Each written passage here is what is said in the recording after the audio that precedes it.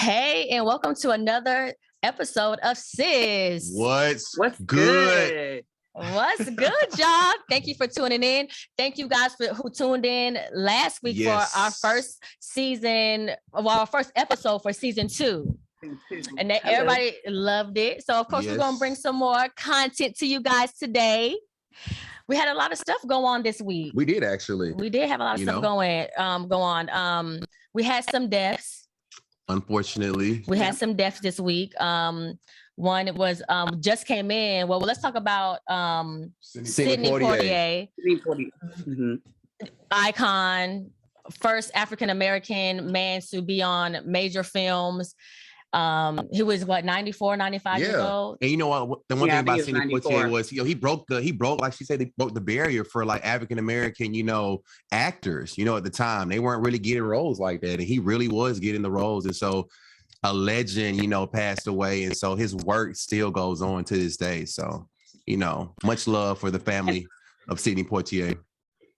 And I also want to touch on, I do not know what film this was, but I do know that audience were shocked because in one of his major films, he actually slapped a white man. And I guess that hasn't been done before. I know that. Yes. But I know because when he did it, like the white man slapped him and he slapped him right back and everybody was like, done. I'm like, that's right. I was like, don't play with me.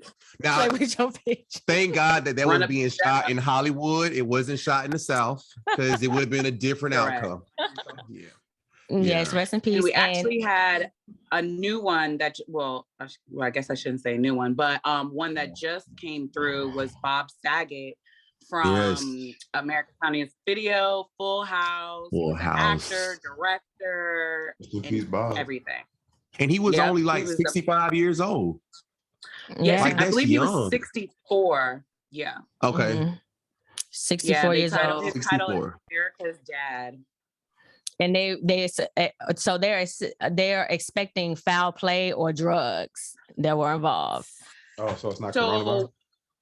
Well, actually, the report said that they don't suspect drug or foul play, but it hasn't been ruled out yet. He was just found unconscious in the, I don't want to say Caesars. It's one of the, one of those five-star hotels. I believe it was in Florida.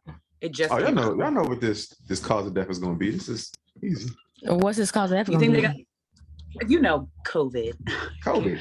Oh, please. I mean, don't, Gary. Well, our thoughts and prayers are definitely they saw Bob Coffin. No, you said what, Gary? No, I said that I was being funny. I probably shouldn't be funny about this. I know, right? No, not. Everybody getting this Omarion variant. So wear your mask, wash your hands. All right, so let's go ahead and drop the bomb. Go ahead, drop the bomb. Since I'm a night rider, Mr. Fit and Fresh, fitting Mr. Black like his mama like his ass.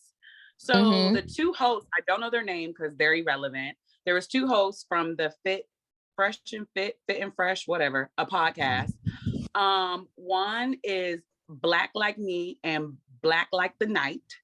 And his other co-host is, I want to say he ain't white. So basically it's two minorities saying that they don't date darkies or Black women. They're not night riders. If they're red bone, they're okay. They don't do the dark. And so they got a lot of backlash online. They actually came back to say that it was a preference and that when women say they don't want a short man or a broke man, that's the same thing. And I think that they missed the point that you can have a preference, but that preference was demeaning to other ones. So to the skin tone that you do Black not women. prefer. Right, which is weird because I'm not sure why you just didn't say, hey, I prefer a dark or a white girl. I'm not sure why you had to bring Black women in at all. What do you guys think? Basically, like you were saying, Christina, about them making the comments they made, dealing with their preference of lighter skin versus dark skin. To be honest, I feel like, they could have said it in a better way, but at the same time, I mean, this goes back to something that predates us. Like even me, like growing up as a kid, people would say, oh, she fine, man, to be dark skinned. And that's something that, we just would say automatically, like from what we grew up on doing. So I feel like with them, it's people make a big issue out of everything now. I'm just being real. Now, like, I just feel like maybe they didn't mean it as they're taking it now. You see what I'm saying? Like, I feel like they probably was in the moment, they said something, but you know how the media is now, pretty much, like just bashing them now, like, so I feel like it's no, they went in pretty hard. They did? They went in pretty bad. How was it? Like, honestly, you'd have to watch the clip. I didn't watch it. Yeah, you go back and watch it. I'll go back and watch it before I defend. That shit was weird. It was uncalled for. Yeah. And to be frank, fuck them niggas for their opinion on that shit. It was so demeaning to Black women, period. And these were coming from Black men. Oh, and wow. And this is just, and he was dark. Right. And it was very demeaning the way they came out and said it. And I do agree with you, Christina. It was way out of pocket. And if you guys go back to our first season, when we talked about colorism and how it goes back to slavery days, and and it's carried on for hundreds of years. Mm-hmm. The light skin versus the dark skin, what's said in the rap songs and what men prefer and stuff like that. But people do have their preferences, but the way they spoke upon dark-skinned women was very, very demeaning, and it was uncalled for, and they should be fucking canceled for that, because that was horrible. You shouldn't even demean women like that, period. So I stand correct. I just gotta see the video. I know his Black mama was embarrassed, and the fact that he said, I think the most offensive was, he said he's not a night rider. He doesn't get down with the dark.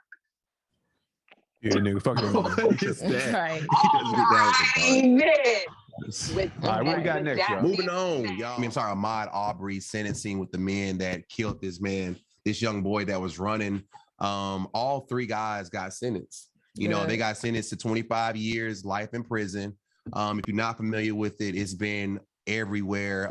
Every media, every radio station has been talking about this. And what they're doing right now is they're actually have a separate charging where they're going to be charged on federal charges for it being a hate crime. Damn. So, and I feel like justice is due. They get everything that they deserve, but yeah, what you think about that, Christina? So I just want to, I know that there's they're still going to charge him on the federal level, because I know that his mother requested, it's going to be separate charges. Yeah. Okay, because I know she said that she does not want them to serve their sentence in a federal prison. She wants them to do it in a state penitentiary. Because when you go to the feds, allegedly, I've never been, thank God. But it's like a vacation. It's like a nicer. It's like jail. Yeah. Those are like where the rich people do like. Mm-hmm. Exactly. Like, so it'll be like fraud or something like that. Yeah, and the sentencing was it took place on January the 7th. So yeah. Okay. So yeah, just throwing it out there. Without parole. Yes. Mm-hmm.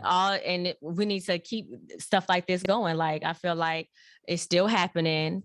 The Ahmaud Arbery case it's not going to stop white cops from killing our Black men or women. So these wasn't cops. These was regular white. These was regular. Oh well, yeah. Okay, yes, these were regular, but they were regular. They weren't cops or whatever. But they should still be sentenced to whatever race, color, or sex you are. Exactly. Yeah.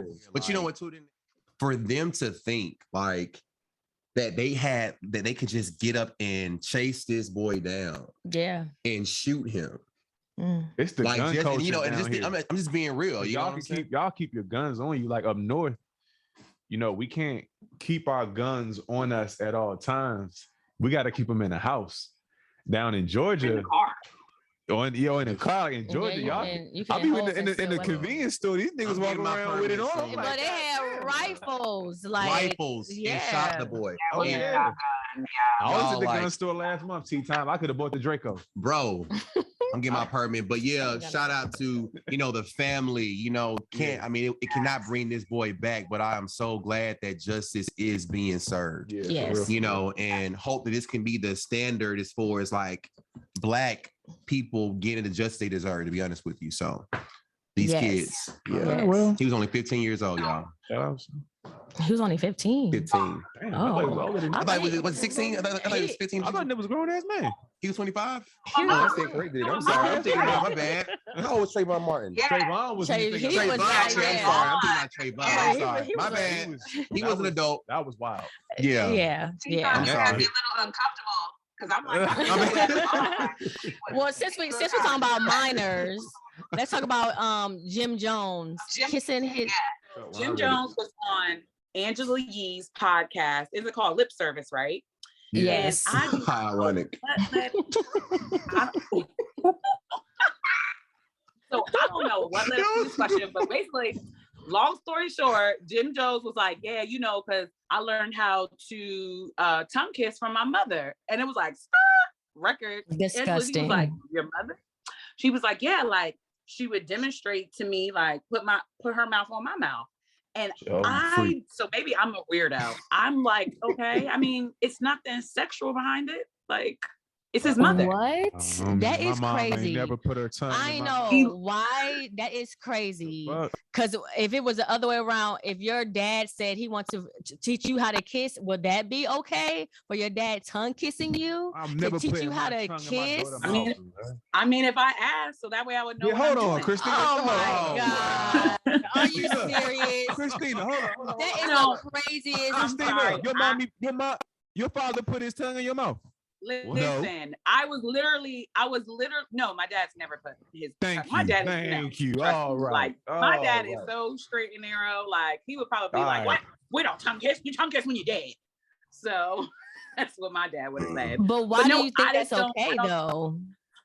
So, I feel like it's kind of, to me, I look at it like the parents who let their kids drink in the house, because I'd rather the kid be like, I feel like she would rather teach her kid than him learn in the streets.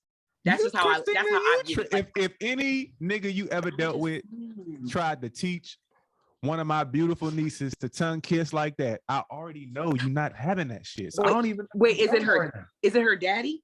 Not just any nigga. Is it her daddy? Have you taught your daughters to tongue kiss? So you'll be okay walking in the house seeing their daddy tongue kissing their daughter? That's not the right analogy. So Christina, you would teach your daughters how to tongue kiss? If they ask me, yes. You would do it to you would tongue kiss your daughters. Now listen, I don't think I would do like mouth to mouth, like put your tongue in, but I would demonstrate. I would. I would. Jim Jones' mama put. But he came, but he came out on live, or I think another interview, and said he was just joking. So did we believe him? He wasn't just joking. He came out with probably a lot of backlash, because that's pedophilia. That is disgusting. And wasn't that, was she on drugs there? Oh, what? Was she on crack? Was she on drugs? I think she was. I mean, yeah, she used to be. Allegedly, watching the show Love and Hip Hop, I think she was a recovering addict. So okay, like, Chrissy, don't come and get us. Oh Lord, please don't. And Jim Jones, look, man, I love Jim Jones. Hey, yo, one else thing I want to talk about is my boy Tristian Thompson. Good old Tristan, man. His eggplant enters. Did you hear what Jim Jones that comes in contact with him? What you say, Christina? I said, did you hear what Jim Jones had to say about Tristan and Chloe? What did he say before I say what I say? Child. So Jim basically said that Chloe likes black peen and that she gonna deal with whatever that he dish out, because she just want to be in like that whole baby mama, I'm with a black man, these my black babies. And if he said, girl, Chloe, hop your ass in that car and get over here, she gonna be over there quick, fast, and in a hurry. And I'm like, well, is he wrong? Is he lying? I think he's right. Right. Chloe, though. I love the Kardashians. I'm Team Kardashians. So I mean, she's a Kardashian. She can get any black man that she wants. So why she keep dealing with this one that clearly keeps disrespecting her out in the public wherever the hell he is. He could be at a BP gas station. He see a vagina. He's going into the bathroom to put his eggplant in it. Something is wrong with this man. Something is really wrong with him. Like, and he's so flagrant with it. Like, what? Like, you're with a Kardashian. I can't. Like, what is wrong with you? I mean, but at the same like time, you gotta think about it. Like, Thompson he's young. Yeah. He's young too, and then like not no. And then going to situation with Tristan and the whole Chloe thing, I feel like, you know what? Like, Jim Jones got a point. Chloe knew exactly what she was getting herself into. It wasn't like she just took this dude and he was not talking to somebody from the get-go when she met him. First of all, you want to be honest with, to be honest with you, he was actually dating Larsa Pippen. If you want to keep it real, he was. Yes. He was talking to her, and she introduced them. She introduced them at one of their parties. Like the next week or two, the next party she was at, Chloe and Tristan were talking. There, right? So it's kind of like, I heard it. Like, they like switching that men LA and women. environment. Yeah, I mean, it's a different type of environment they have in LA where they don't mind being with this person as far as like with like how the way I grew up, it's a loyalty code. You know what I'm saying? Right. You just don't do certain things, but hey, there's celebrities, they got that. But besides the fact, when you talked about Trish needs to stop putting his eggplant, my boy, he's probably gonna stop now because the judge just sends him to the verdict of having to pay $40,000 to, I think her name is it Mary Lee Nichols is her name? Yeah, Mary Lee Nichols or Nicole, the same one that he bashed on social media, saying she won't get nothing from him but a couple of $100 because he's a retired NBA player. He's retired, so he's not even a basketball player no more. Well, exactly. So he what right now he's $40,000. But what is $40,000? I think he's a free agent now, but he's gonna continue to be a free agent because nobody wants his trash ass. Okay, the only person that wants him is Chloe. Goodbye, Tristan. Bye bye. Everywhere you go, hit me up. I'm in Baltimore. Look, Christina, did y'all see that meme they did about how Jordyn Woods' family is responding to the news? And they got like Stephen Curry, the whole Golden State basketball team, like looking around when Fergie had sung the national anthem. They all like looking like this. Yeah, they was laughing. They said that's how Jordyn Woods' family is right about now. That's crazy. No, literally, while Jordyn's riding around with her brown Porsche and her matching Louis Vuitton jacket. Well, she doing her thing though, man. I'm proud of her. You know what? Shout out to Jordyn Woods. You keep doing your thing, girl. The greatest thing, the biggest thing, the best thing that happens to her was letting the whole Tristian Thompson thing, because she glowed up from that. Yeah. Because she would have still been the chubby black friend to Kylie. Because and being with Kylie, why was she looking so dusty being around a billionaire? No, honey, they were both after she got with Kylie. Dusty. Huh? They were both dusty. Kylie had no lips and she did not hit the surgeon yet. No, when they did the show together, Kylie's Life or whatever. Life of Kylie. Kylie definitely, she had her lips in. She was living the best life. You watched that? Yes, but Jordyn was looking like you can see her the edges in her lace front, and it's like, why you got your friend on TV looking like that? And she's supposed to be your best friend. She had her looking like crap, and now that she done Tristan done slanged his penis everywhere, which way, and now she done glowed up and got with a man who loves her and bought her a Lambo for Christmas. No, a brown Porsche. Oh, a Porsche. Excuse me. Well, what else y'all got? Get it right. Current events. Ari Fletcher. Yeah. So Moneybag Yo's girlfriend, Ari the Bird Fletcher. She's always just talking, and I don't think she thinks before she talks ever. She just be talking. But anyway, so she did a podcast with Don't Call Me a White Girl, the one who was like, I got my leg up, hand on frontal. And they be like, why you being weird to me? That girl, you know what I'm talking about? The one who went viral? No, but what happened? No. Okay. I don't know how y'all did not know that. But anyways, that was like viral for a minute. But So anyway, she went on her podcast, Don't Call Me White Girl. And basically they were talking about, because I only saw the clip because I didn't watch it because I'm not a fan of hers. So basically they were talking about, I guess, love and how she matured. And she basically, I guess in a joking manner, she said, you know, basically show me that you love me, like pull your gun out on me. And so she got a lot of flack for that, because people were like, pull your gun out, like, bitch, that's domestic violence. That's toxic. And so everyone was going in on her on Twitter. So she takes it upon herself to go live and be like, y'all in my comments talking about, oh, that's traumatic and you don't pull a gun on me. She's like, shut up, nobody cares, shut up. And so even Christina Milian came on the Shade Room and made a comment, you know, I was in that situation. Peace to those who's been through it. You really shouldn't talk about it. You know, you really shouldn't talk negatively about it if you've never been in that position. So allegedly, you know, Rihanna, do not play that. And just like Drea was talking out the side of her neck, Ari got cut from Savage Fenty. Bye, sis. Yeah. What's your take on that? Talking too much. Especially when it comes to domestic violence. Yeah. Think before you open your mouth, boo. Yeah. I think a lot of these social media influencers think they can say whatever and get away with it. But when it comes to racism, domestic violence, stuff that's really serious and people have gone through and experienced it, you can't take it lightly. Especially if you have an endorsement, you will get dropped. And substance abuse too. Yeah. I mean, but she even came off with her relationship with G Herbo. She came off like the abuser. Like she was very aggressive from what we could see, from what, you know, they would put out on videos and things. But she also, like, I want to say maybe last year, basically back when she was dating her ex-boyfriend, the rapper G Herbo, she even made a claim that he was putting his hands on her. So it's just kind of everybody beat everybody up, I guess. Right. Obviously, she a hood chick. People beating up on her, she beating up on them. She just a hood rat. All right. So our next guest has no introduction that needs to be made, from hit songs like Might Be to I'm on the Way. And it's TikTok song of the year, actually. So we got none other than DJ Luke Nasty. Y'all welcome to Nasty. Thank you. Hey, how y'all doing? What's good? We really appreciate you joining our platform.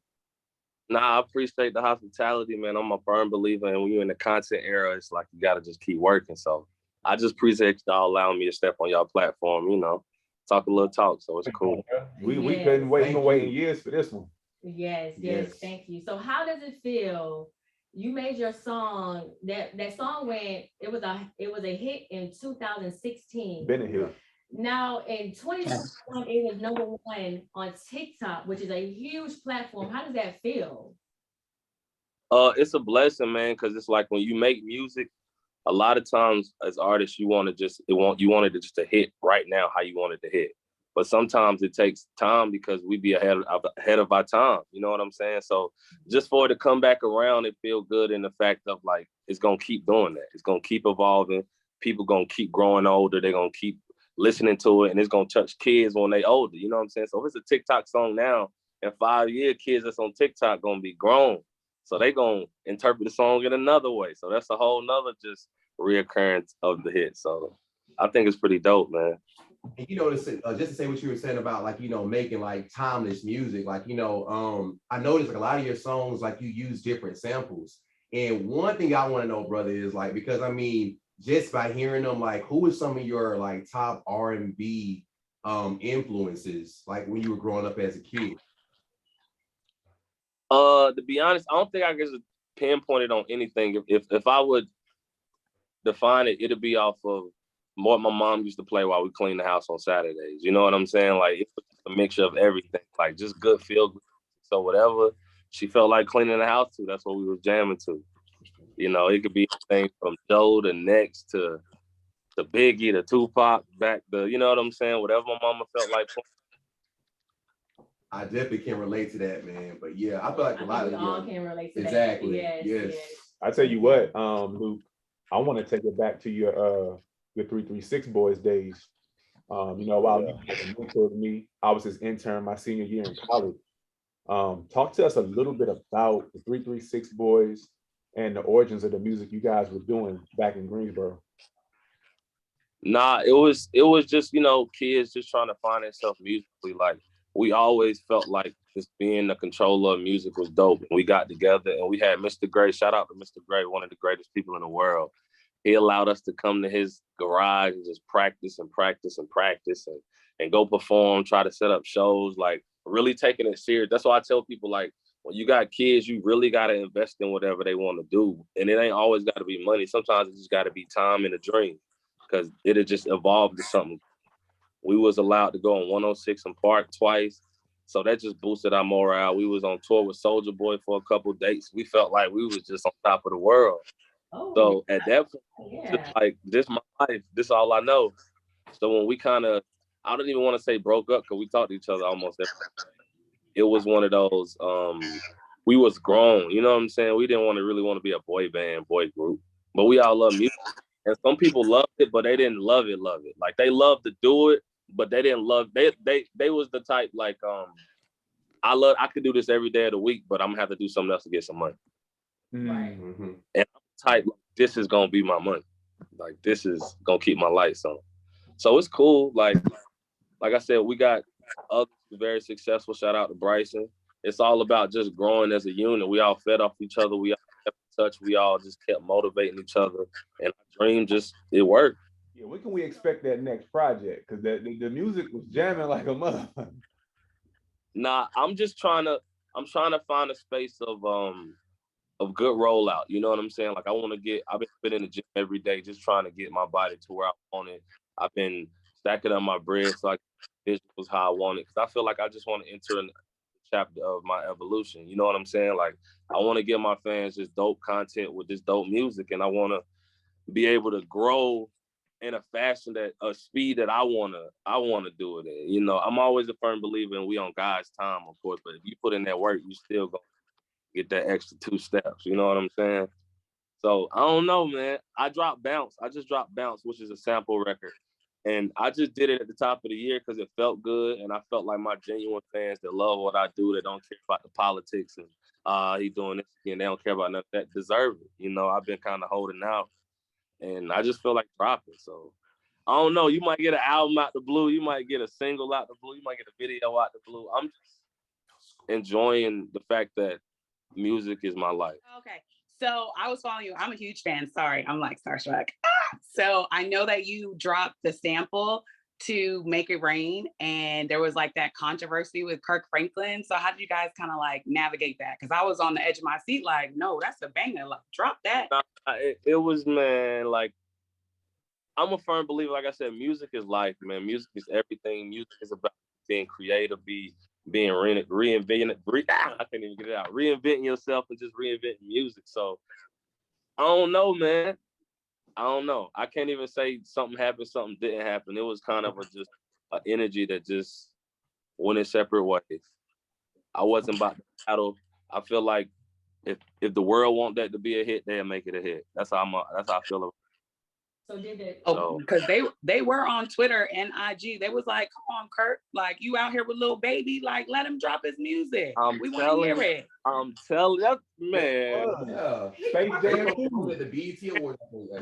Exactly. I need a little baby. Hey, Luke, I need Kirk on the remix. Just tell Kirk. Okay, Kirk act like he was just stomping a couple years ago.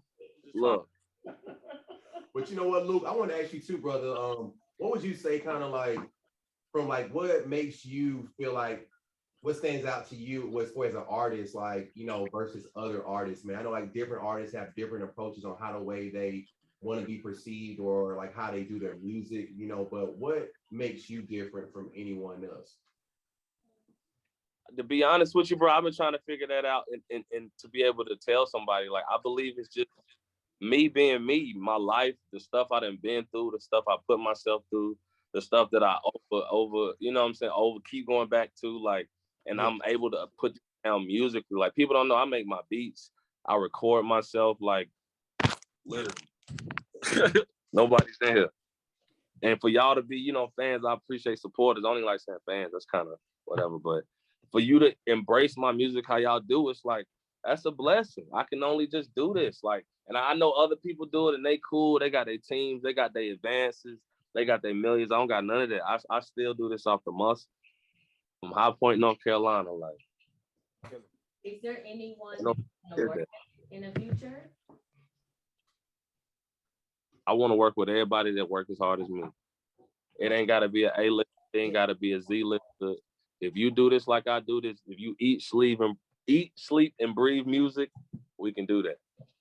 Like, we're going to make it work. Like, I'm not bougie when it comes to music because I learn from everybody. Everybody doing something different. Everybody trying to find something new. And it's just like, I eat off of that. I'm a fly in the room anywhere I don't go. Sometimes people don't even know I'm me in the room, and they talking like they know everything that's going on in the world. I just be listening like, yeah. I think as a musician, like, you have to understand what everybody going through and everybody's point of view to create. Because if you try to change the world to the point where everybody either hates you or love you, I mean, regardless, that's the case, but you ain't gonna be able to musically thrive because you can't just be you.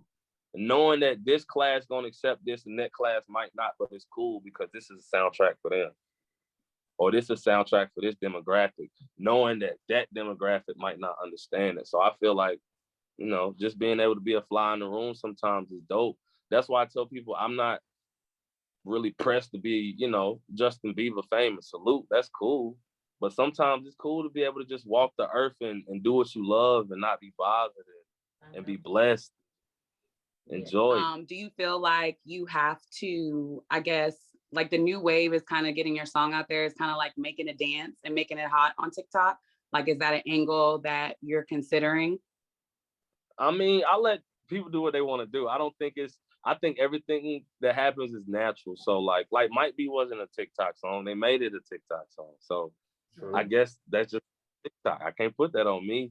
Now, maybe I might have a couple lines based on something that done happened on TikTok, because that's just, you know, that's just the relevancy in my music. Yeah. So if something catches my attention enough to where I'd be like, oh yeah, I'm gonna put that in a song, then, and maybe they'll make that part of dance, or maybe they'll make the hook, or maybe they just jam to it on the way home. Like, either way, as long as it's playing, I'm cool. I got a question for you, Luke. I know the others camp that was super close to Young Dolph. And I'm a huge Young Dolph fan. Obviously, you know, the tragedy took place at the bottom half of last year. How did that affect you? And then how do you feel about all of these rappers and entertainers dying? Man, it hurt because, like, he was definitely genuine, like at his peaks. At, you know, you never know what he's going through. You just assume that people got money that at their peak. So, like, every time I seen him, it was good energy. You know what I'm saying? He was never like one of them artists where everybody got to get out or blah, blah, blah. Like, nah, it was always love. He'd talk to the quietest person in the room. So, like, it just hurt because it's like, you tell yourself you're going to work with somebody, I'm going to get to it, or we're going to knock it out. Every time I see him, he said, yeah, bro, just send it. And I guess I just get in my place of like, I don't even know. You know how we get. We all like that. We got numbers in our phone. We can call and ask for help or ask for something, and we don't do it. Like, we them. And I felt like that was definitely an angel that I should have just tried to get closer to. You know what I'm saying? Just because, like I said, his camp, every time I seen him, it was love. Just what, just piggyback off of that, you know, like, I remember you were saying like how, you know, you like being you and like you're not really looking to get Justin Bieber famous, you know, like, would you say that, like, do you have, like, is there any fear of, like, when you're being an artist and like when you hear about such people like Young Dolph passing away, people that you know in the industry, man, do that kind of create some type of, like, I don't want to say just paranoia, but some type of fear of like, man, you know, I'm good just, you know, staying in my lane. I don't want to be too big out there where I'm known like that. Does that? Nah, I don't think it's that paranoid, because at the end of the day, like, you can go. Anybody can get you. You know what I'm saying? Like, it don't matter if you somebody or nobody. If somebody wants you, if God wants you gone, you're gone. But I feel like you gotta, you know, have good energy and good aura and just pray, man. Like, everybody can't write their story. Like, we all want to live to be as old as we can possibly can. But sometimes we gotta respect the fact that maybe I did my just due in 9 years, you know what I'm saying, on this planet. Or maybe a baby come in this world just to change a couple life and go. I'm not praising that. I'm just saying like it might be those case scenarios where God just needed you here for 2 days. He needed you here for 17 years. Like, we just don't know people's stories and plans. So I'm just following mine till it's over. And I pray that I leave enough material that people can just enjoy me forever. Out of like all your hits that you had, like which one was the one where you was like, man, like I really done made it, man? Like which one of your songs that you done, man, like when you got that feeling like, shoot, man, you know, I'm up there now? I don't even think I don't want to say it was up there or even be cliche. I think I want to say On the Way was just in my mind, that was my one. Because Might Be kind of had so much going on and people were saying this, saying I stole that, saying I did this to that. And it was just like, On the Way was like, I do this. Like, I do this. Like, you know what I'm saying? Like, imagine somebody trying to discredit what you prayed about, what you worked about, what you didn't sleep about, what you didn't eat about, what you starved about. And you like, you think I can't do this again? Oh, okay. Now it's time. Now it's time. And we did it again and again. And I'm gonna keep doing it. I'm a firm believer in like Ross and Chainz and Juicy J are very inspirational to me because these are people that could have gave up on their dream. They wasn't child sensations. They wasn't, you know what I'm saying? They wasn't high school bow wows, you know what I'm saying? Like, they time came when they finally wanted it to work, when they finally understood how to move. And like I said, I still study them. Like, just knowing that you don't have to quit on your dream because you, whatever age you is. I'm about to turn 31 this month and I feel younger than ever. Yeah, I know that Jocasta asked you if there's any artists that you want to work with. So is there anyone that you've already worked with who was like, yeah, like this is, we vibe, we can definitely do this again, we click? I've known so many people. It's like I'm just trying to think, like, because everybody be really friends with me. That's why they be mad. They're like, you don't never call about them music. You be talking about regular life. It was, what's his name? I'm living my best life. Lil Duval. Yeah, Lil Duval. Shout out to Mr. Hank. Shout out to Mr. Hank. He's a dope producer, man. I ain't even gonna say he more than a producer. He clearly be making the plays because he put artists together. Like, a lot of times artists just don't talk to artists because artists be artists. You know what I'm saying? Yeah. Celebrities be celebrities. But Hank, the type of person, he'll just put people in the same room, put them on the call, and you just feel like they're your cousin now. You like, that's crazy. Like, if I knew you was this cool, I would have been, you know, start to work with you. They're like, hey, man. I tell people all the time, like, I genuinely love what I do with my fans because when I put these samples out, I know I ain't gonna make that what I would make if I just did it myself. And I could easily do it myself. But I know what y'all want. It's just like feeding somebody vegetables and they like, hey, man, where the cheesecake at, bro? That's cool. I get it. We healthy. Where the cheesecake? Yeah, vegetables are nasty. Because that's what samples are to me. They ear candy, man. It's like it puts people in a nostalgic time. It allows people that never heard it or different generations to go find out what it was. And maybe they become a fan of that song or even that artist. And now they eating even more. But don't nobody think about that. All they think about is, he's stealing, do your own. Like, music is only a certain amount of notes. It's only a certain amount of words. It's only a certain amount of everything when it comes to music. Like, it is what it is. Like, you should actually get more, praise for that because, like you said, like when you sampling someone's music, you're really introducing them to, classic hits and creating a bigger fan base instead of people getting like the, notion of like, man, you stole their song or you did this and that. Like, I feel like you should get some type of props for even basically culture, man. Culture. Just how they say cars is a culture, makeup is a culture, art is a culture. Music is a culture and sampling is a culture inside of music. Like, it is what it is. How music started with people taking kick drums off of something and the clap off this song, the hi-hats off it. Like, that's how we come. That's how everything is. And I be finding it crazy. I think I'm at this point where people just don't like me because I drop a song, he a hater, that's all he do. Somebody else will drop a song, it's clearly a sample. And they did what the sample did. They followed the blueprint, just did it. Mine is off the left, the right. You're like, oh, how you do that? And they like, look at Luke. And then they say, praises to them. And I'm like, how? Y'all just don't like me. Just say that. But don't try to play the music. Just say you don't like me. But You can't say these hits ain't hit. Just say maybe they're just mad because you did it better or you did it first. True. man.